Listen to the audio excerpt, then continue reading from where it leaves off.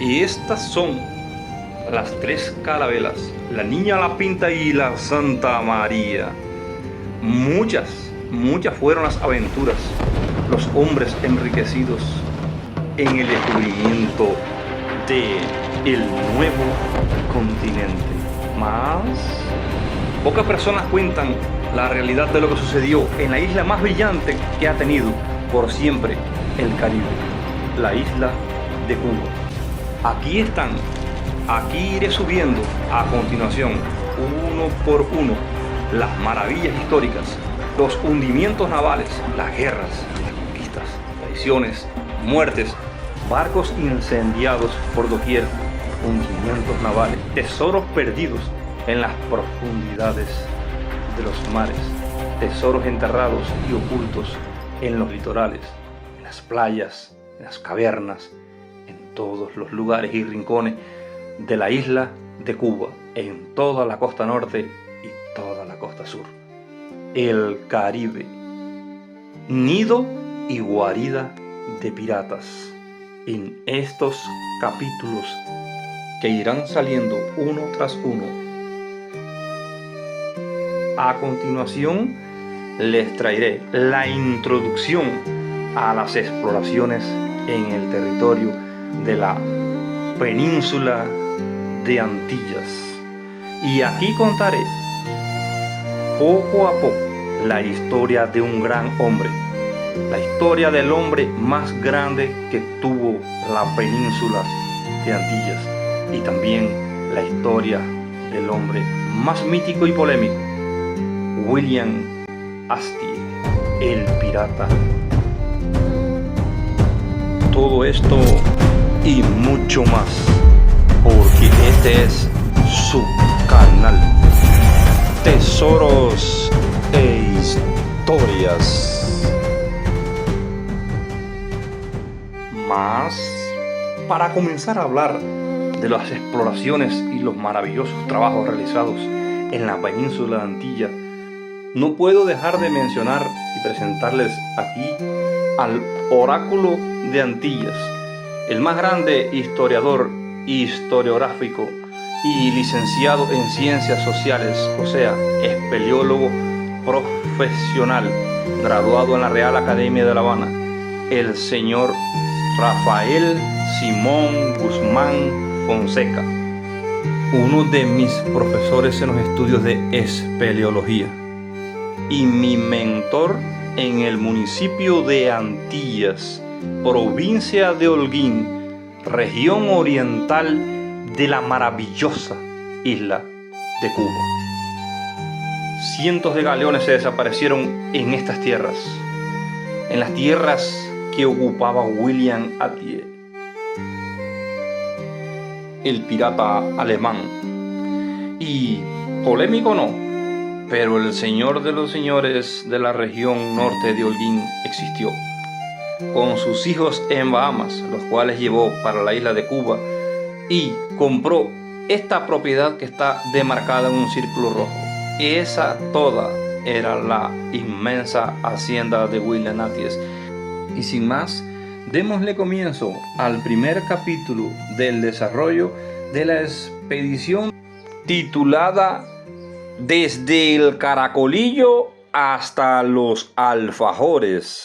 Y todo comenzó en la ciudad de Las Tunas, región oriental de Cuba.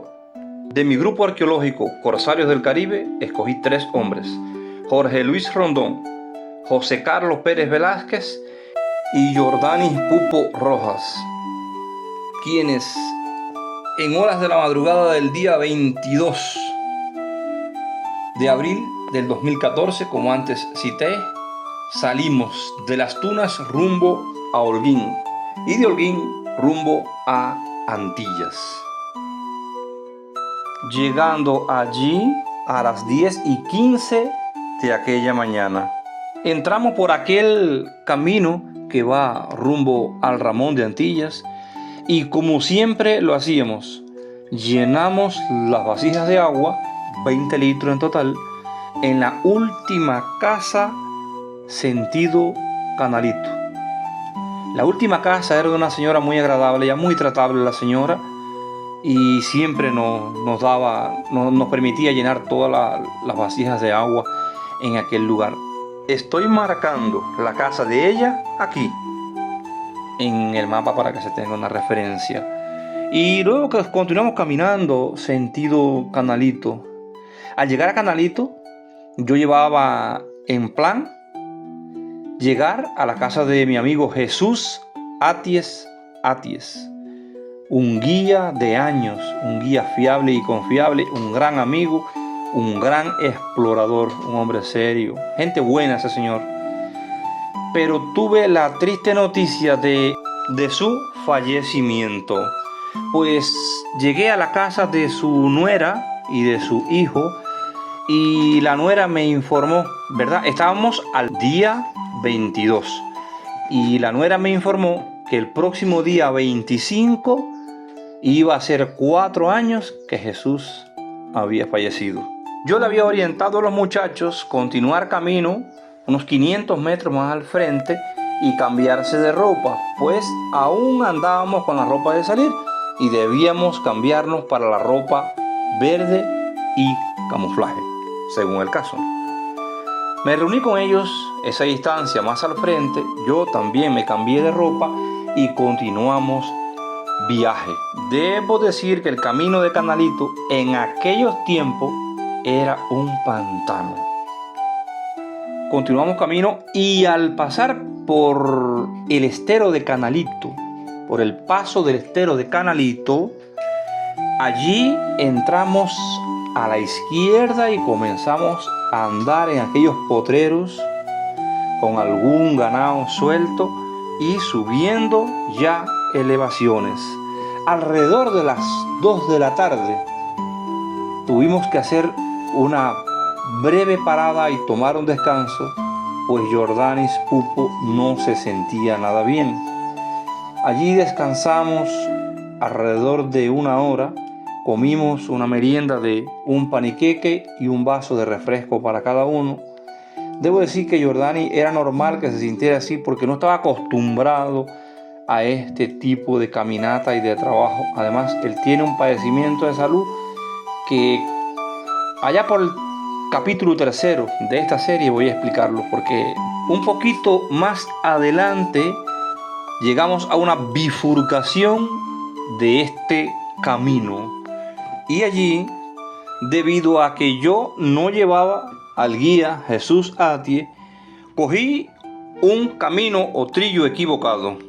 Esto nos hizo perder unos 500 metros o 700 metros más o menos, debiendo de retroceder hacia atrás, hacia la misma bifurcación que antes habíamos pasado.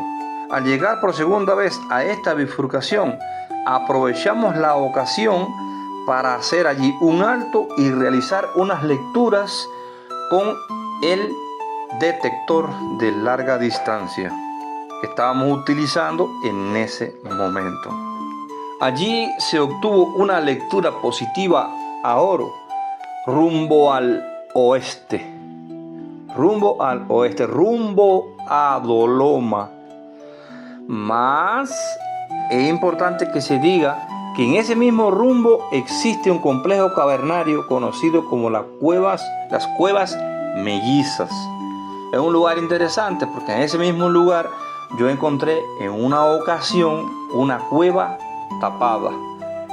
Existe una expedición que se hizo que se titula Paso Cerrado y ya le tocará el turno a este trabajo. Bien, en este mismo lugar, en esta bifurcación, hubo una señal que iba rumbo a la ensenada de Canalito. Pero, ¿qué sucede? Ese rumbo que va hacia la ensenada de Canalito, yo le puse una línea roja suspensiva. Y al final, en la punta de esa alineación, en algún lugar que yo escogí, en ese trazo rojo, puse un símbolo de interrogación, que significa no sé qué hay para acá, no sé para dónde va, no, porque es una señal que era una señal débil. La señal es débil, para que se vaya entendiendo en este trabajo y en otros que vendrán.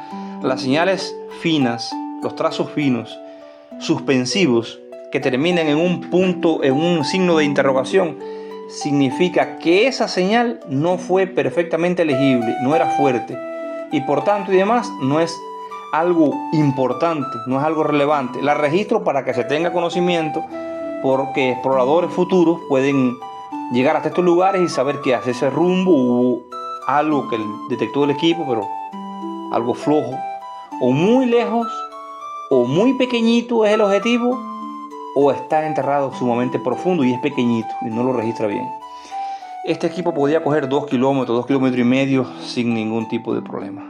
Bien, hecho todo esto, continuamos camino y más adelante volvimos a coger una bifurcación, esta vez a la derecha, y nos hizo perder otra media hora o 40 minutos de nuestro trabajo, teniendo que retornar de nuevo al punto donde habíamos cogido esta bifurcación, y de ahí sí continuamos ya un rumbo por una picada de monte difícil, un camino difícil, abriéndonos camino con el machete, algo bien incómodo, pero bueno, íbamos avanzando hacia nuestro rumbo.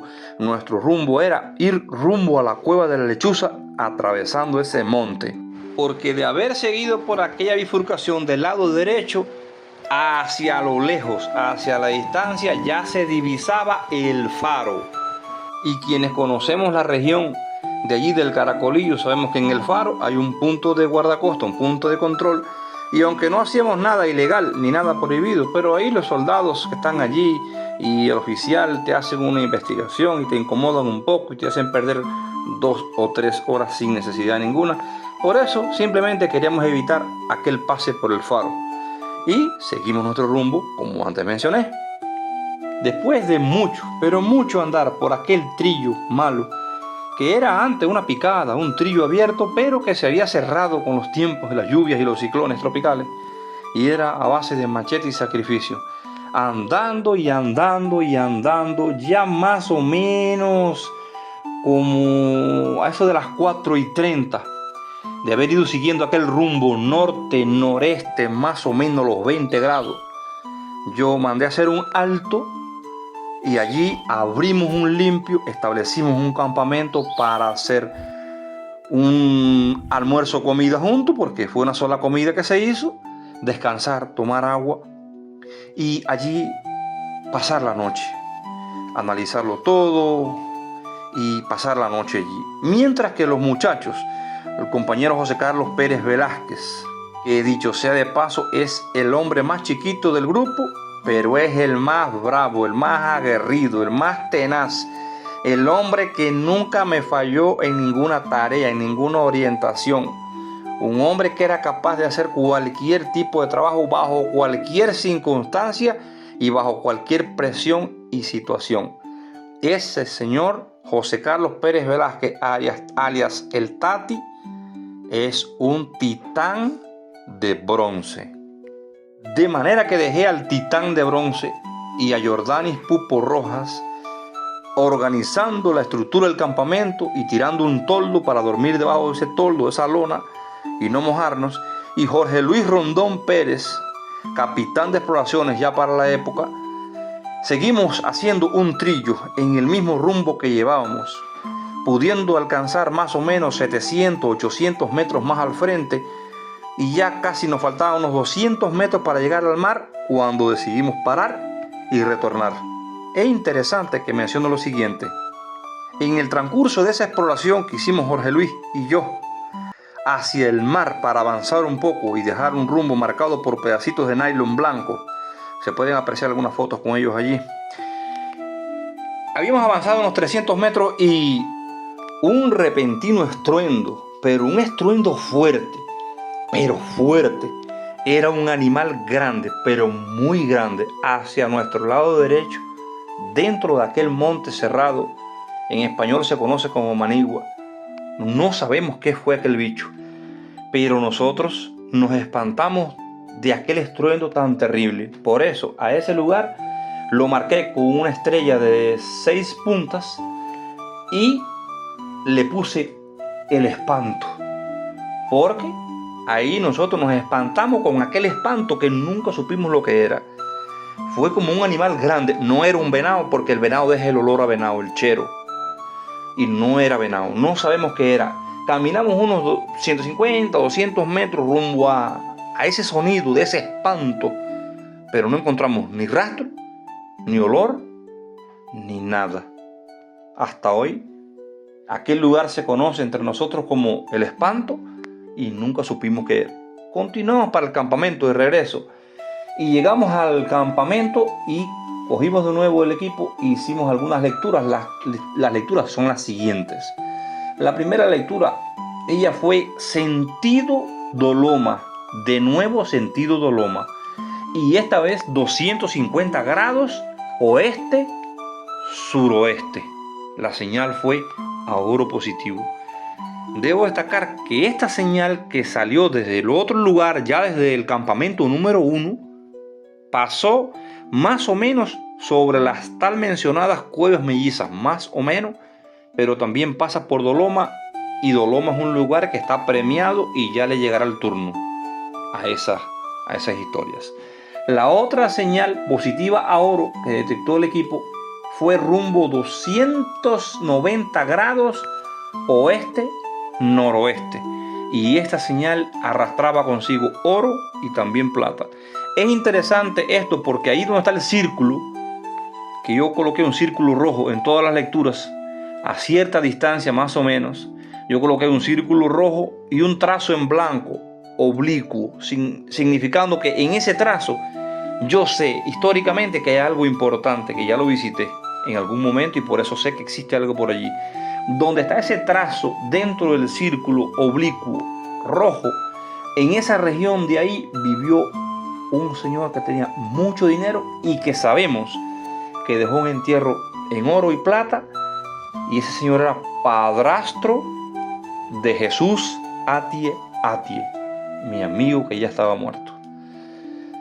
Bien, también hubo otra señal positiva a oro que salía rumbo al este, rumbo a 90 grados, rumbo al mar. No sabemos qué puede haber en esa dirección.